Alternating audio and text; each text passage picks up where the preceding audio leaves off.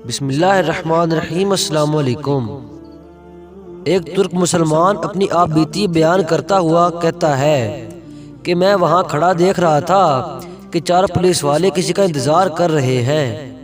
پھر ایک شخص نمودار ہوا تو پولیس والوں نے بھاگ کر اسے قابو کر لیا اور اس کے ہاتھ جکڑ لیے۔ نوجوان نے کہا، مجھے دعا اور توسل کی اجازت دے دو، میری بات سن لو، میں کوئی بھکاری نہیں ہوں نہ چور ہوں۔ پھر وہ جوان چیخنے لگا۔ میں نے اسے دیکھا تو ایسے لگا جیسے میں اسے جانتا ہوں۔ میں بتاتا ہوں کہ میں نے اسے کیسے پہچانا۔ دراصل میں نے اسے کتنی ہی دفعہ بارگاہ رسالت میں روتے ہوئے دیکھا تھا۔ یہ ایک البانوی نوجوان تھا جس کی عمر 35 سے 36 سال کے درمیان تھی۔ اس کی سنہری بال اور ہلکی سی داڑھی تھی۔ میں نے پولیس والوں سے کہا، جب اس کا کوئی جرم نہیں ہے تو تم اس کے ساتھ ایسا کیوں کر رہے ہو؟ آخر کیا الزام ہے اس پر؟ انہوں نے مجھے کہا، ارے او ترک، تو پیچھے ہٹ، اس معاملے میں بولنے کا تجھے کوئی حق نہیں۔ لیکن میں نے پھر سے کہا، آخر اس کا تمہارے ساتھ کیا مسئلہ ہے؟ کیا اس نے کوئی چوری کی ہے؟ انہوں نے کہا، نہیں، یہ بندہ 6 سال سے ادھر مدینہ شریف میں رہ رہا ہے، لیکن اس کا یہ قیام غیر قانونی ہے۔ ہم اسے پکڑ کر واپس اس کے ملک بھیجنا چاہتے ہیں، لیکن یہ ہر دفعہ ہمیں چکمہ دے کر بھاگ جاتا ہے اور جا کر روضہ رسول صلی اللہ علیہ وسلم میں پناہ لے لیتا ہے، اور ہم اسے اندر جا کر گرفتار نہیں کرنا چاہتے تھے۔ میں نے پوچھا، تو اب اس کے ساتھ کیا کرو گے؟ کہنے لگے، ہم اسے پکڑ کر جہاز پر بٹھائیں گے اور واپس البانیہ بھیج دیں گے۔ نوجوان مسلسل روئے جا رہا تھا اور کہہ رہا تھا، کیا ہو جائے گا اگر تم مجھے چھوڑ دو گے تو؟ دیکھو، میں کوئی چور نہیں ہوں، میں کسی سے بھیک نہیں مانگتا، میں تو ادھر بس محبت رسول میں رہ رہا ہوں۔ پولیس والوں نے کہا، نہیں، ایسا جائز نہیں ہے۔ نوجوان نے کہا، اچھا، مجھے ذرا آرام سے رسول اللہ صلی اللہ علیہ وسلم سے ایک عرض کر لینے دو۔ پھر نوجوان اپنا منہ گنبد خضرا کی طرف کر لیا۔ پولیس والوں نے کہا، چل کہہ جو کہنا ہے۔ تو نوجوان نے گنبد خضرا کی طرف دیکھا اور جو کچھ عربی میں کہا میں نے سمجھ لیا تھا۔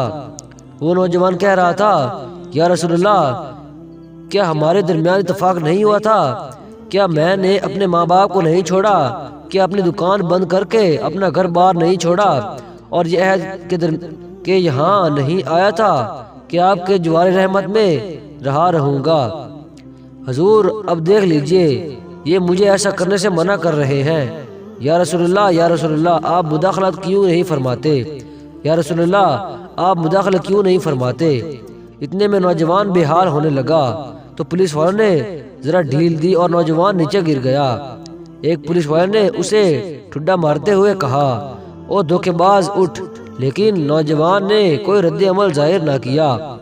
میں نے پولیس والوں سے کہا، یہ نہیں بھاگے گا، تم حمامات سے پانی لاؤ اور اس کے چہرے پر ڈالو۔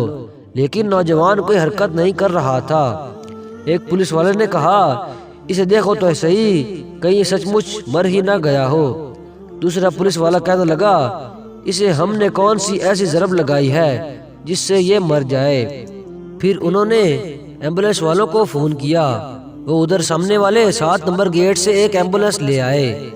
انہوں نے نوجوان کی شارک پر ہاتھ رکھ کر حرکت نوٹ کی اور نبض چیک کر کے کہنے لگے، اسے تو مرے ہوئے 15 منٹ گزر چکے ہیں۔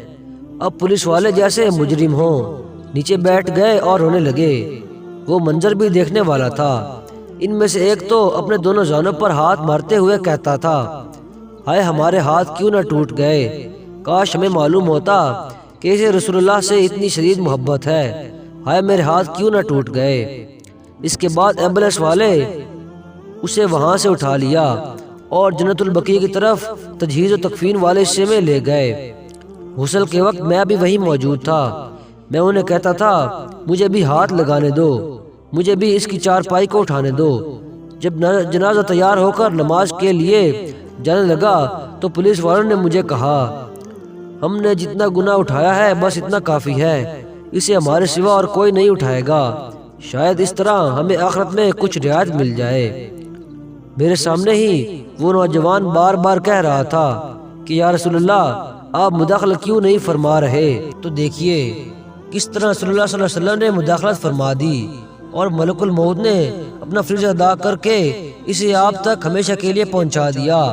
اللہ تعالیٰ ہمیں اپنے حبیب صلی اللہ علیہ وسلم کی ویسی ہی محبت عطا فرمائے جیسی اس البانی نوجوان کو عطا فرمائی تھی۔